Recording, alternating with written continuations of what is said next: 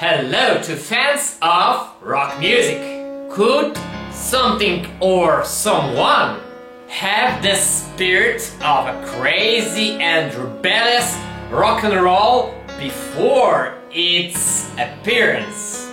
Long before electronic musical instrument, long before Elvis Presley. Remember the old footage on which the Beatles fans simply lose their head at their concerts. Concerts that introducing into ecstasy. The madness of the fans in their blind love for their idols.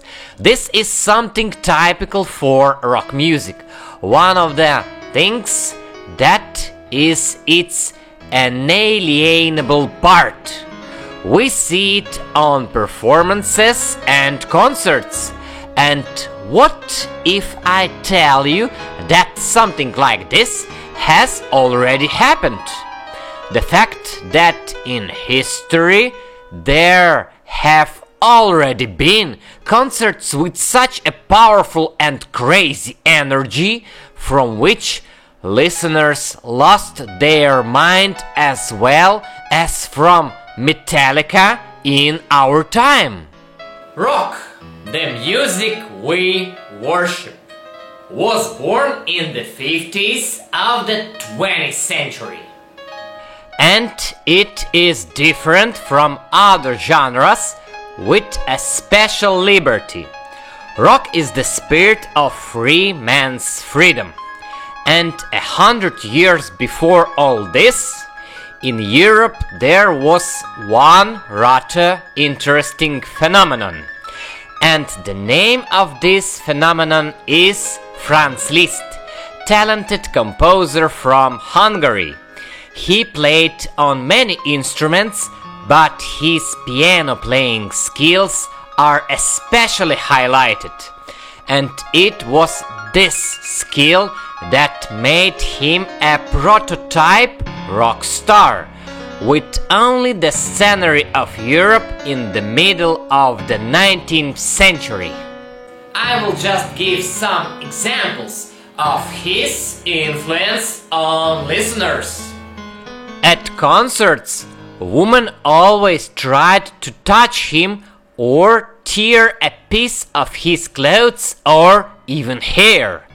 If they succeeded, then such a trophy was then stored as the greatest jewel.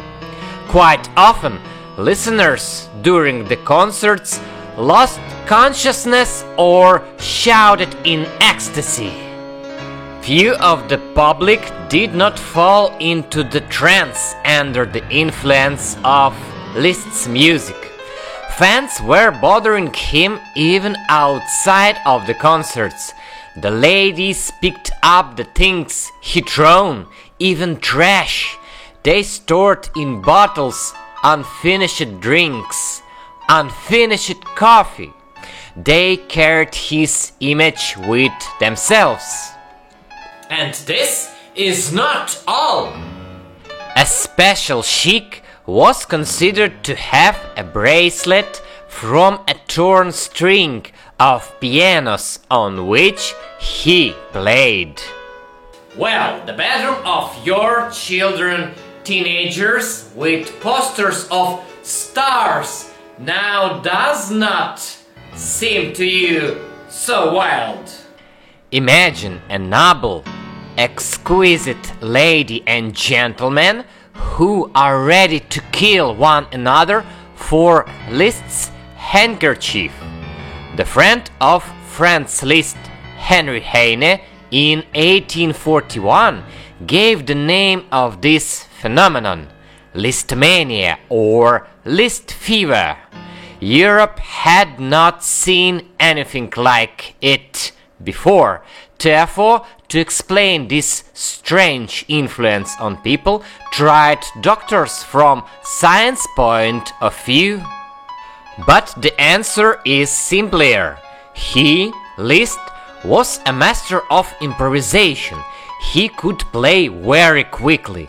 Speaking simpler, He played as no one had played before him, insanely, ingeniously, with 100% kickback. He gave his whole inner freedom during the concerts to the keys. He is the creator of a new style, solo on piano, and sometimes played with such a frenzy that tore piano strings or broken instruments. Does not recall good old rock tradition to break instruments during a concert. For the public, this was a novelty. His concerts forced them to worry and feel something completely new. So he became more than an idol for them. He became worshipped like demigod.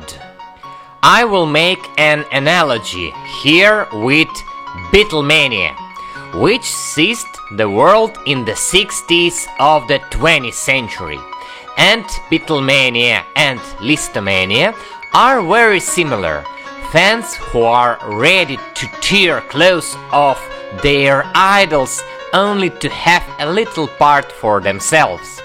So, wishing it or not, but due to its popularity, Franz Liszt became a real rock star for a century before the emergence rock and roll.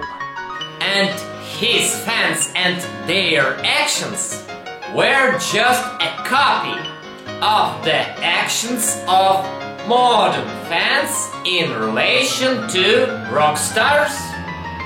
And the Beatles and Liszt made people crazy in the good sense of the word.